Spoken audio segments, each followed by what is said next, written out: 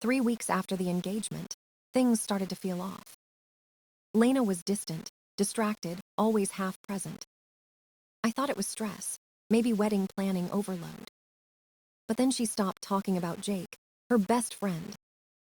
I asked if she'd told him we were engaged. She said no, and acted like it wasn't a big deal.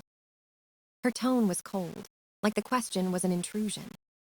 That night, she stayed up late, phone glued to her hand. The screen faced away from me every time it lit up. She smiled at her messages, the kind of smile meant for someone else. Notifications disappeared faster than I could glance. By week 2, her phone was always on silent. She started taking calls in the bathroom, with the fan running.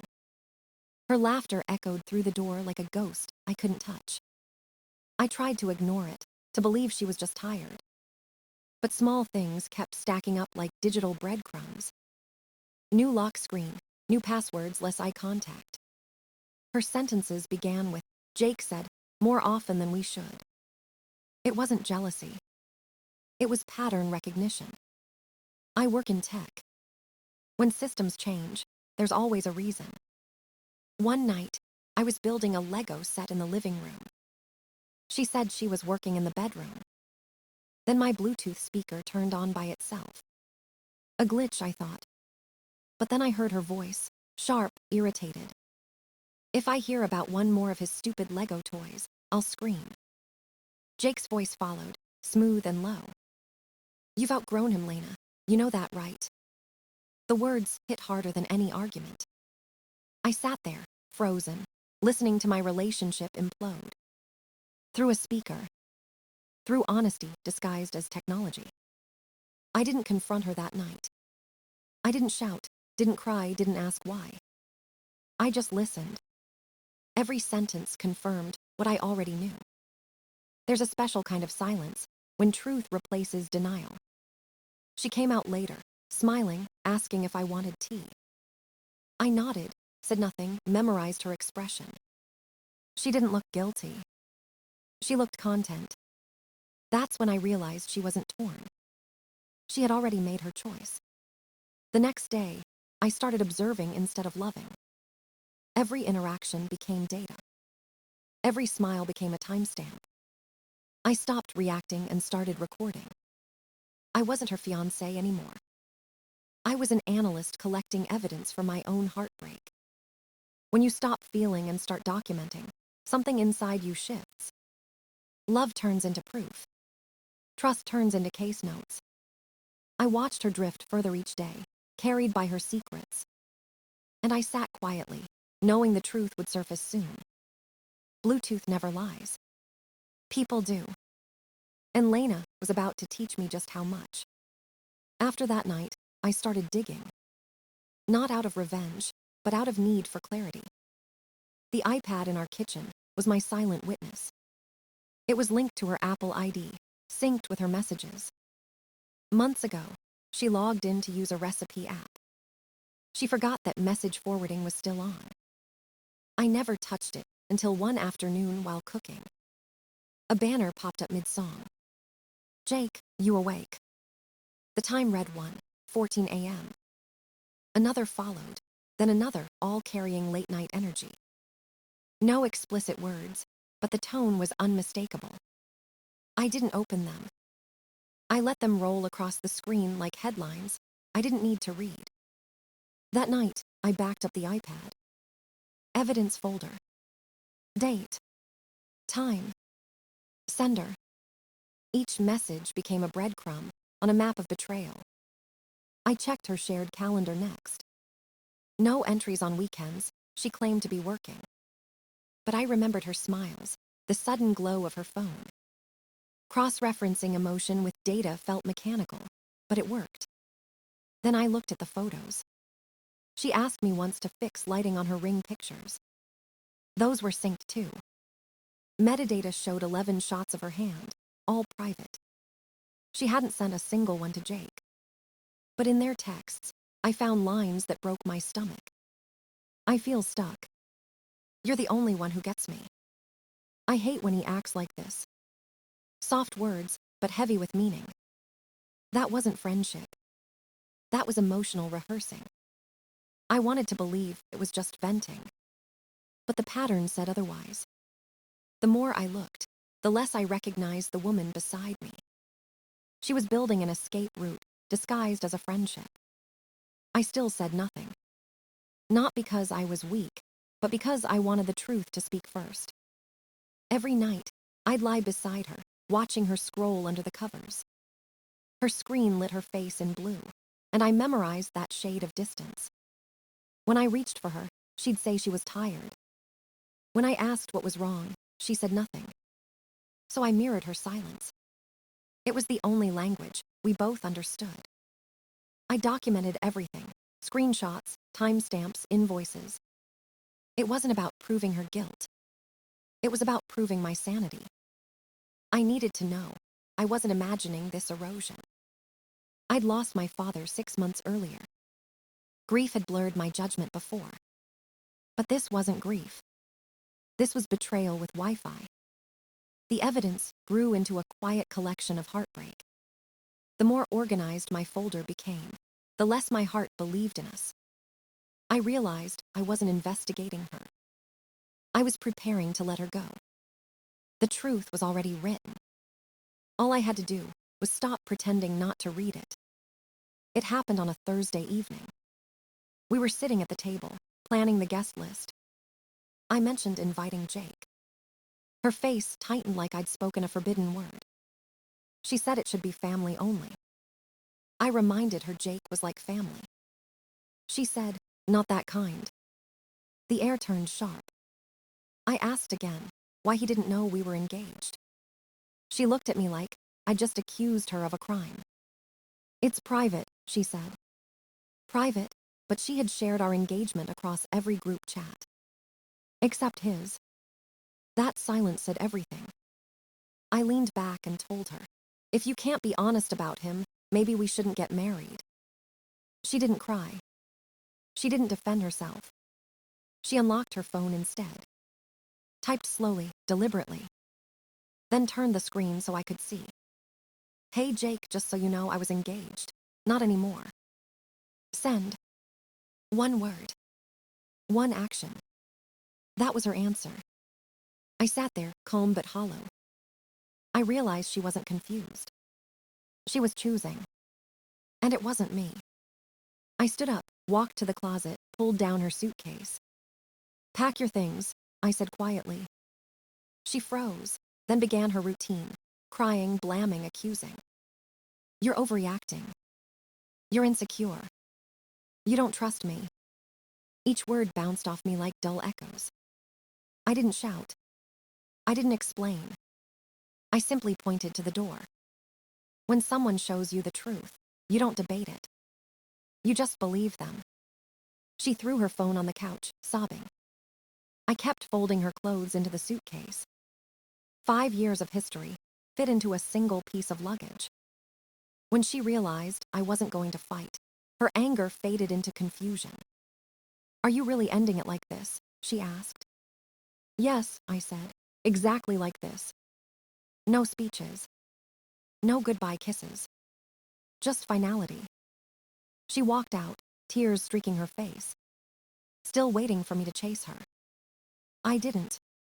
The lock clicked behind her, and the silence that followed felt like oxygen. Minutes later, my phone buzzed. A text from her. "I can't believe you're giving up on us." I stared at it until the screen dimmed. Then I deleted the thread. Not out of anger, but out of mercy for myself. I sat on the couch, staring at the dent she left in the cushions. That's when the weight lifted. The illusion was gone. There was no fiancé, no wedding, no us. Only me, finally still, finally free. The next morning, I started cleaning. Her mug, her coat, her forgotten charger. Each item felt lighter leaving my house. I didn't feel lonely. I felt restored. Because sometimes peace doesn't come from holding on. It comes from finally letting go. 2 weeks passed before she called again. Her voice was soft, rehearsed, almost apologetic. "It wasn't what you think," she said. "I only talked to Jake, because I was confused. Confused. That word does a lot of heavy lifting for liars. I listened without reacting. She asked for another chance. I told her I'd think about it. That night, I wrote down rules, clear, simple, unbreakable. 30 days of no contact with Jake. A counseling session every week. A prenup consultation, before any talk of wedding plans. She agreed to everything, crying like the contract was holy. I created a shared calendar, labeled Trust Probation. Because branding matters, even in heartbreak. For 72 hours, she played the part perfectly. Good morning texts, polite calls, the illusion of effort. On day 4, she missed our counseling appointment. 2 hours later, her Instagram story appeared. Rooftop view, city skyline, wine glass. The reflection in the window gave her away. Jake's apartment. I didn't confront her. I didn't need to. Evidence doesn't argue. It just exists. When she came over the next evening, she tried to smile. "You're quiet," she said. "I'm observant," I replied. She launched into her usual defense. "You're too controlling. You're overreacting. I thought you said you'd try." "I did," I said. "I tried structure. You tried loopholes." Her face fell, then hardened. "You're lucky I even said yes to you," she snapped.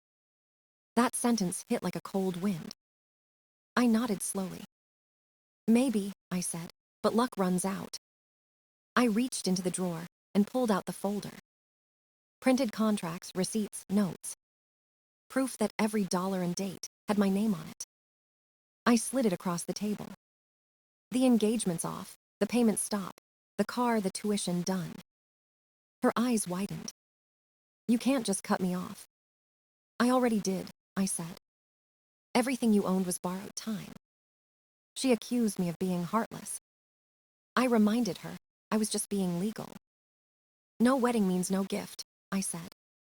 "It's called conditional." She called me petty. I called it paperwork. When she realized she couldn't win the argument, she tried a new angle. "I'll get a lawyer," she said. I handed her a printed page from her own handwriting. A note she'd written admitting she told Jake she wasn't engaged. Her silence was worth more than any apology. She stormed out, slamming the door so hard the picture frames rattled. I stood there, calm as a spreadsheet. I canceled the wedding the next morning. Contacted vendors, closed accounts, refunded what I could. By noon, the joint calendar was gone. The ring went into a safe deposit box. And for the first time in months, I felt weightless. Love had ended, but order had returned. And that was enough. Months passed before I heard from her again. Life had gone quiet, steady, almost peaceful. I fixed the roof, started cooking again, hit the gym. My sleep came easy. My phone stayed silent. Then one evening, there was a knock at my door. Lena stood there, eyes swollen, holding a tote bag. "Can we talk?" she said softly. I didn't answer, but she stepped inside anyway. Her voice trembled, her posture collapsed. "Jake wasn't who I thought he was," she said. "He made me split everything. Rent, bills, food." She laughed bitterly, then cried again. "I'm behind on everything. The loan, the car, the phone." She laid out envelopes on my counter, red letters, overdue notices. "I just need a little help to get back on my feet." Her eyes searched the room like it might vote on her behalf. I looked at her and saw a stranger wearing familiar pain. "You should call your bank," I said quietly. "I did," she said, "but the payments are still too high. I thought maybe you could help, just a month or two." She said it like a favor, not a request. I shook my head. "I'm not your safety net anymore." Her lip trembled. "Ethan, we were good together. We had plans." "Plans don't erase choices," I said. She tried nostalgia, mentioning old memories, old laughs. But nostalgia doesn't pay overdue bills. She whispered, "Let's just go back, pretend the fight never happened." "This isn't a time machine," I said. "It's a mortgage." Her eyes flashed anger. So that's it, you don't care. I care, I said, just not enough to repeat mistakes. Tears turned to pleading. I made a mistake. No, I said, you made a decision. Her mask slipped then, entitlement beneath the sorrow. Just give me the key, she said. I'll move my stuff back tonight. I took a slow breath. This house isn't a shelter, I said. It's my home. The front door opened behind me.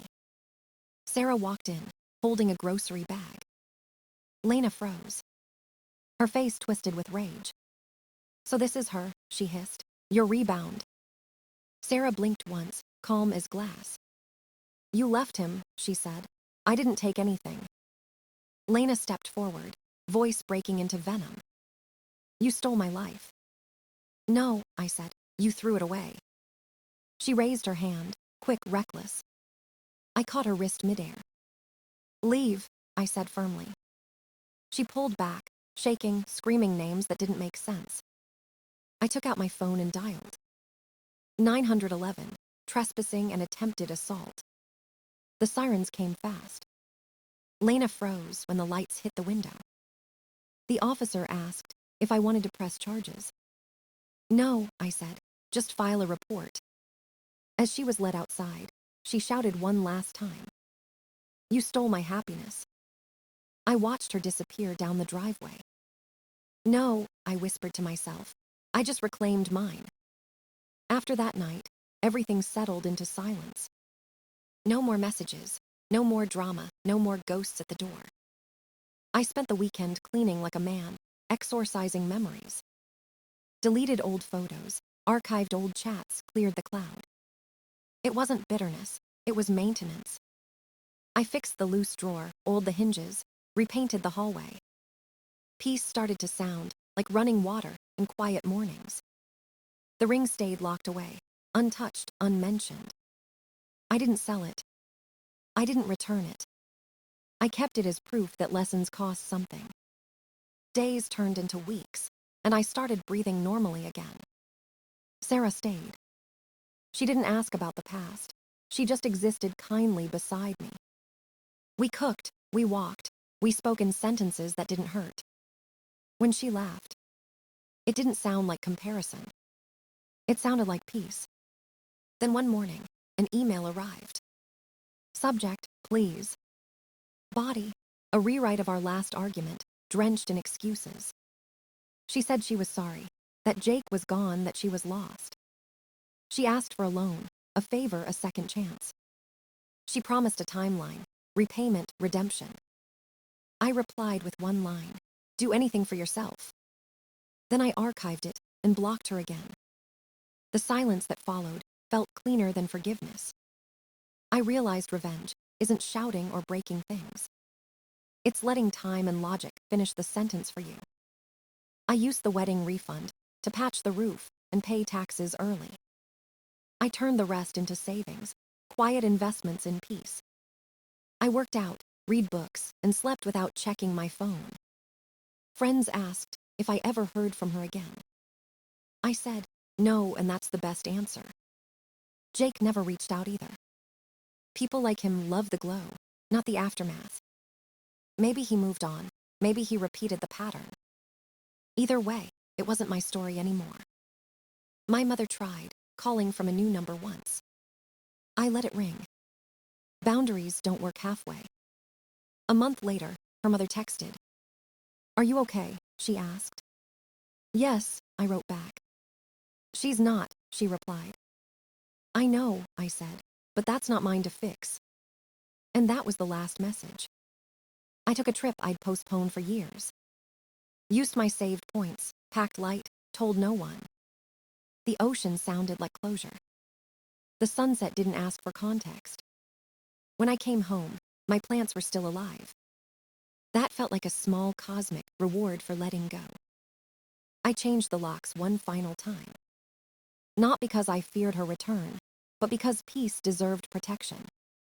Now the nights are quiet. The house feels right. And when I think about her, it's not anger anymore. It's math, input, output, result. I loved, I lost, I learned.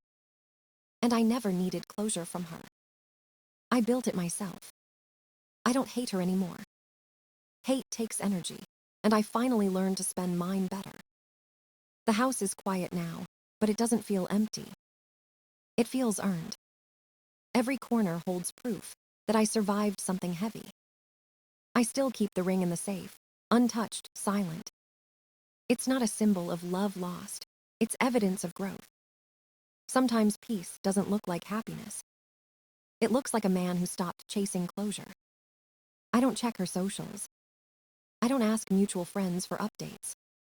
If she's happy, good. If she's not, it's her turn to learn. I stopped mistaking forgiveness for access. Forgiveness means freedom, not invitation. I wake up early now, cook breakfast, breathe deeply. My phone doesn't buzz with drama anymore. My silence became my loudest revenge. Paperwork over fireworks. Logic over chaos. Peace over proof. That's the ending she'll never understand. Because closure isn't something you find in someone else. It's the moment you stop explaining your piece to anyone. And that's where my story finally ends.